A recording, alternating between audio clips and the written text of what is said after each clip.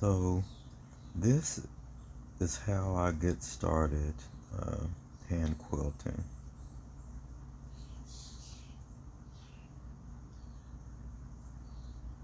I usually work with a size 10 or a size 12. Some days a 12 works better, but mostly I work with a 10. Uh, see, I love good, strong, sturdy needles because sometimes certain brands tend to bend, at least for me. So these two particular brands I tend to stick with because I haven't had that issue.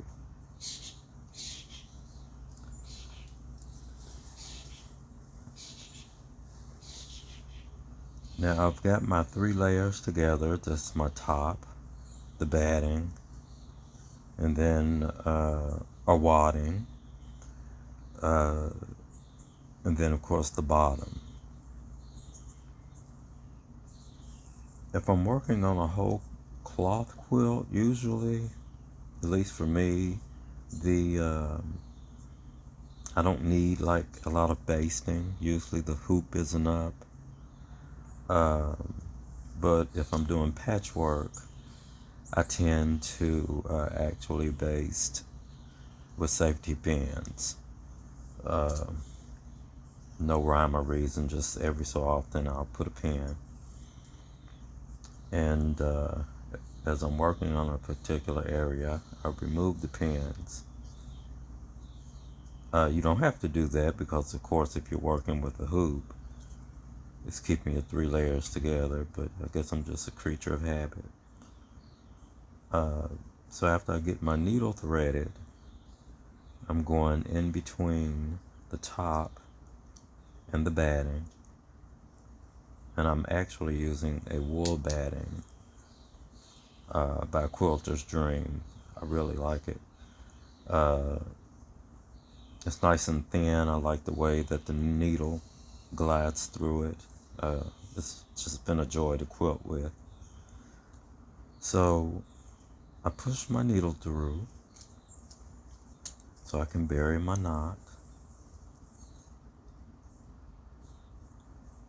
And I'm not that good at doing the quilter's knot, so I just tie a knot on the end. And then I'm going to pull it in between the top layer and the batting.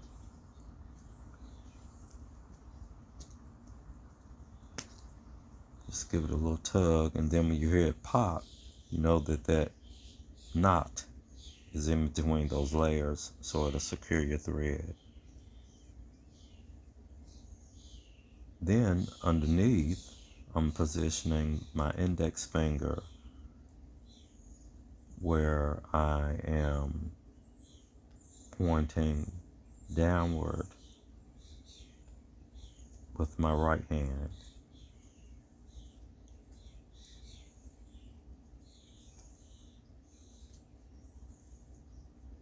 And for me, I just barely brush the tip of my finger underneath. When I do that, I move my finger underneath forward just a bit while rocking the top needle down, which brings the point of the needle back up. My thumb is creating tension on the top of the quilt, and so then I bring my needle up just in front of my nail there, and then I push it through. And I find that usually 2 to 3 stitches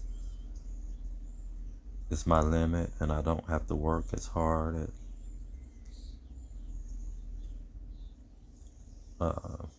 pulling the needle through.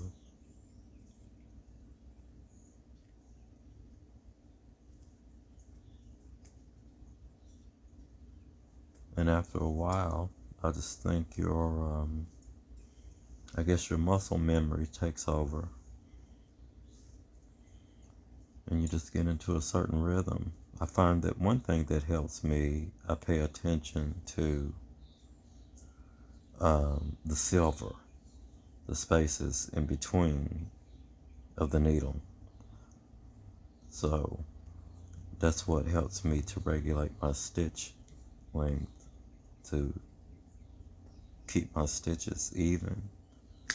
I just look for the shine of the needle where the spaces are in between the stitches. I don't always get it right, so I usually just do a cursory look before I pull the needle all the way through to set the stitches in. But if I'm not happy, sometimes I do take the stitches out and I'll just start over. But usually I'm okay.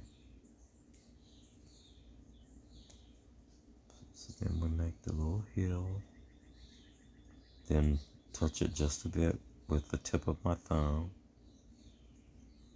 I move it, my thumb back a little ways, go down through all my 3 layers.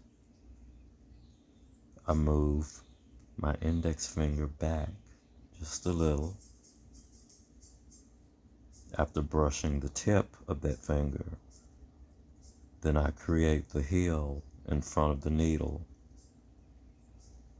and I push it through.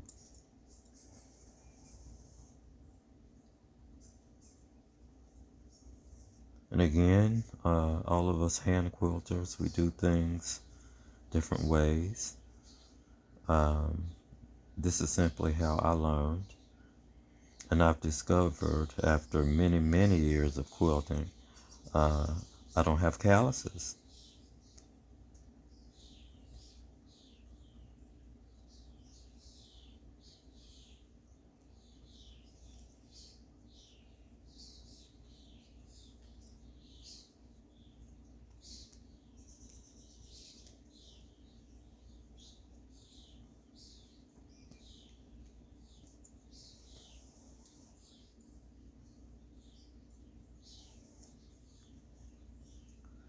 I usually work with around 18 to almost 24 stitches, or rather inches of thread. I know that's not the norm, but I do condition my thread with a thread conditioner. I tend to like beeswax the best.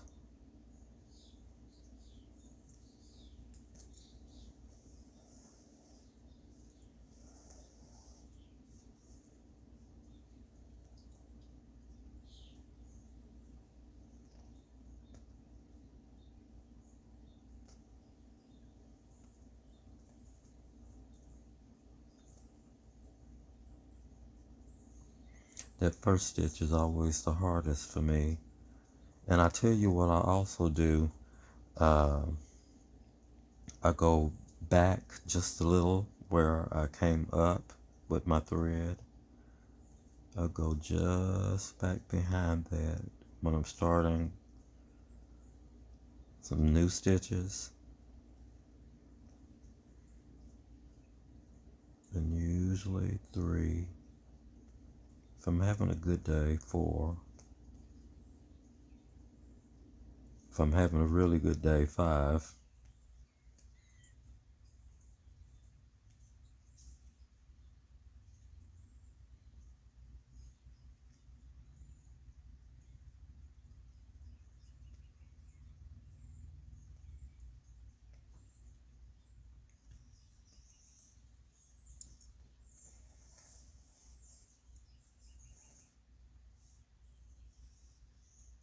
I'm using a raised edge thimble by Colonial Company, I believe. And I really prefer raised edge thimbles because they have deeper dimples, which gives me greater control with the needle.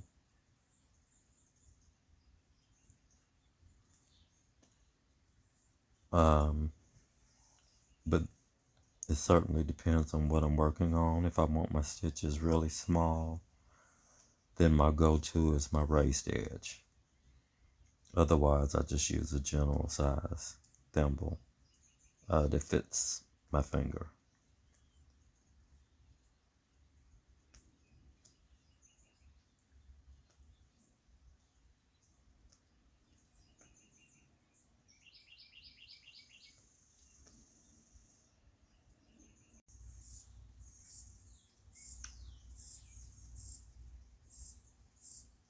Now, as far as your hoop,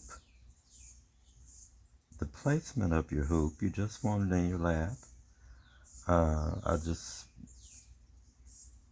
It's just resting on my lap, really.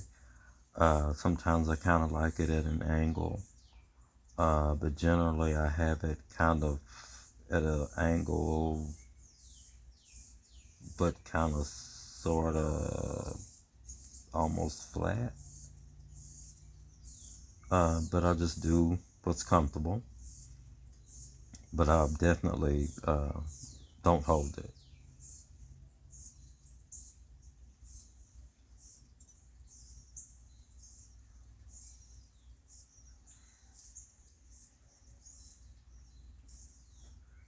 I do tend to like a little bit of slack. Uh, I don't want the quilt loose, um,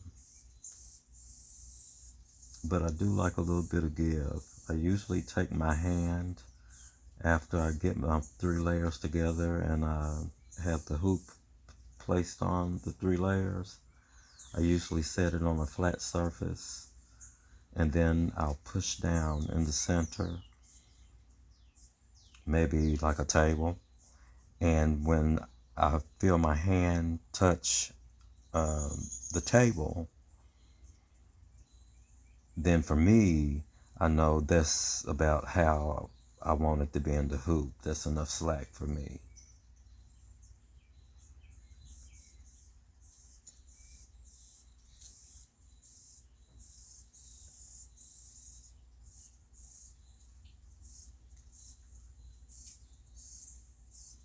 Now, underneath my hand is actually on my lap.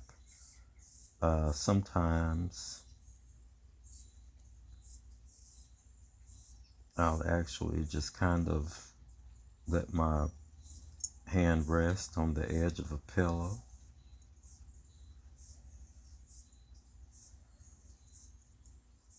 But generally, uh, it's just on my lap. And it's pretty comfortable.